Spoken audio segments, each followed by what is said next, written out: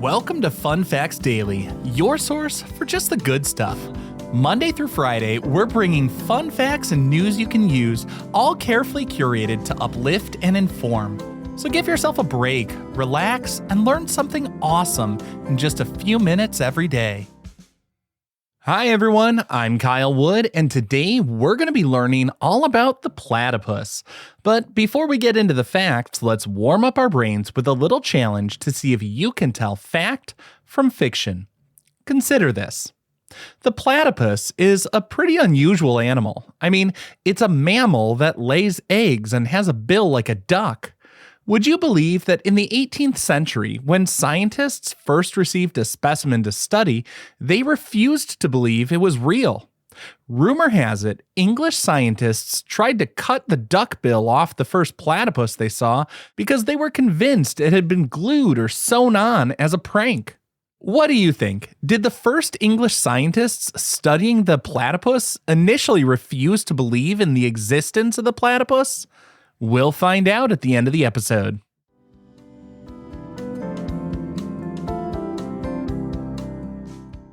Now for your word of the day. Our word for today is monotreme. That's M-O-N-O-T-R-E-M-E.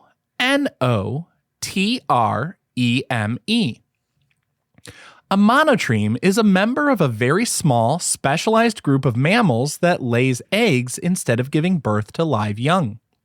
While they share many characteristics with other mammals, like having hair and producing milk, their reproductive system is entirely unique in the animal kingdom.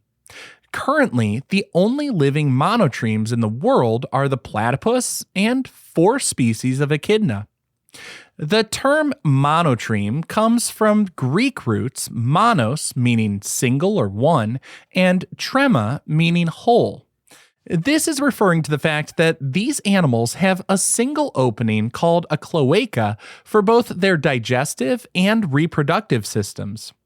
In the 19th century, biologists looked at the various features of a creature's anatomy to classify them. And this unique characteristic helps to differentiate the platypus from the rest of its furry neighbors on the mammalian family tree.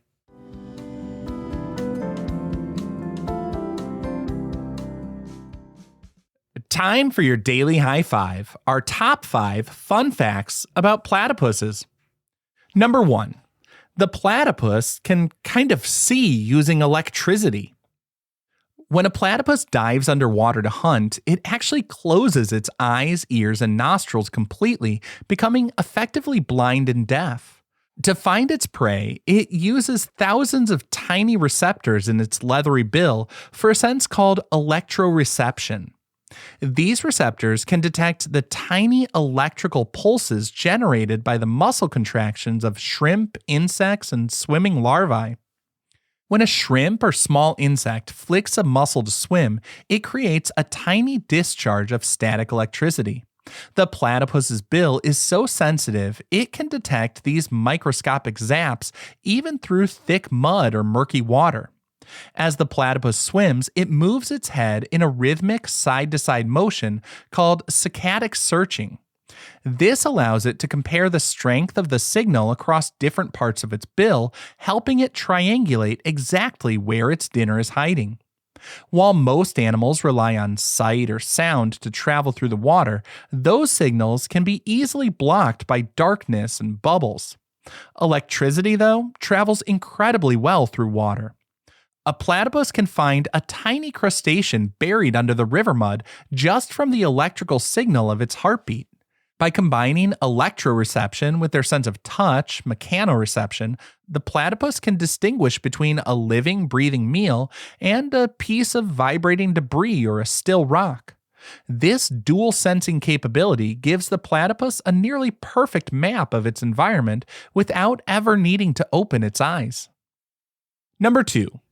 Platypuses are one of just a few mammals that are actually venomous. While they look cuddly and soft, male platypuses possess a secret weapon, a sharp, hollow spur on each of their hind ankles. These spurs are connected to venom glands that become much more active during the breeding season. While the venom isn't usually lethal to humans, it's incredibly painful and can cause long-lasting sensitivity in the affected area. Scientists believe the venom is primarily used for defending territory against other males rather than hunting for prey. Interestingly, females are born with these spur buds as well, but they fall off before the animal reaches adulthood. It makes the platypus a rare biological exception, as venom is a trait usually reserved for reptiles, insects, and certain marine life. Number 3. The platypus doesn't have a stomach to help digest its food. In one of the strangest twists of evolution, the platypus lacks a traditional stomach that produces acid and enzymes to break down proteins.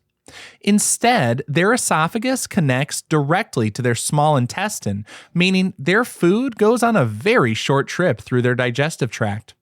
Most vertebrates have a stomach to help process complex meals, but the platypus has lost the genes associated with stomach function over millions of years. Since they lack a stomach, they typically eat small, soft-bodied invertebrates that are easy to process quickly. To help chew their food, they scoop up bits of gravel and sand from the riverbed along with their prey. They store the food and the gravel in their cheek pouches, then grind everything together to mash it up before swallowing. Number 4. A platypus's fur has a sort of glow-in-the-dark quality that was only discovered recently. In 2020, researchers discovered that platypus fur is biofluorescent, meaning it glows a vivid bluish-green color when placed under ultraviolet light. While the fur looks like a standard molten brown in normal daylight, the UV light reveals a hidden neon glow that scientists are still trying to understand. It was a big surprise to the scientific community because biofluorescence is very rare in mammals, but I guess maybe it shouldn't have been a huge surprise because pretty much everything about the platypus is very rare in mammals.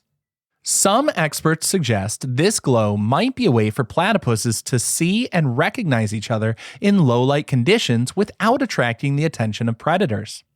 Others think it might be a remnant of an ancient trait shared by early mammals millions of years ago. Regardless of the reason, it adds just another layer of intrigue and magic to an animal that's already incredibly mysterious. And our fifth and final fun fact for today: when a mother platypus feeds her young, milk comes through the pores of her skin almost like she were sweating milk. Although platypuses produce milk to nourish their babies, known as platypups, they lack the concentrated delivery system found in almost all other mammals. Instead, the mother secretes the milk directly through the pores on her skin of her abdomen. The milk pools into little grooves on her belly where the babies lap it up like water from a bowl. Because the milk is exposed to the environment, it contains powerful antibacterial proteins to protect the babies from germs in the burrow. It's a highly effective, if somewhat messy and definitely unusual way to ensure the next generation of these quirky duck moles grows up strong and healthy.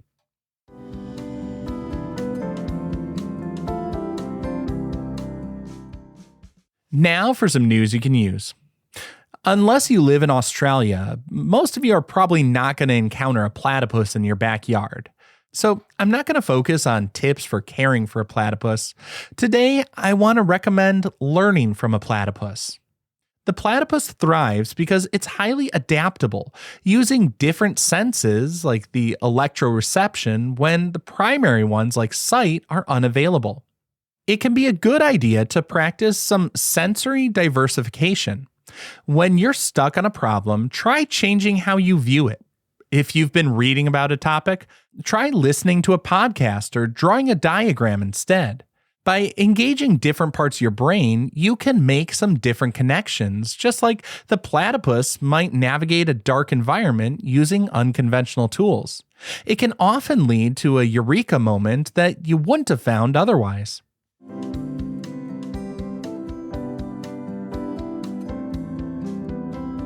Finally, the moment you've been waiting for. At the beginning of the episode, I asked, did the first scientists studying the platypus initially refuse to believe it was real? Well, that's a fact. When the first specimen of a platypus reached British scientist George Shaw in 1799, he was so certain that it was a Frankenstein creation, he took a pair of scissors to the bill.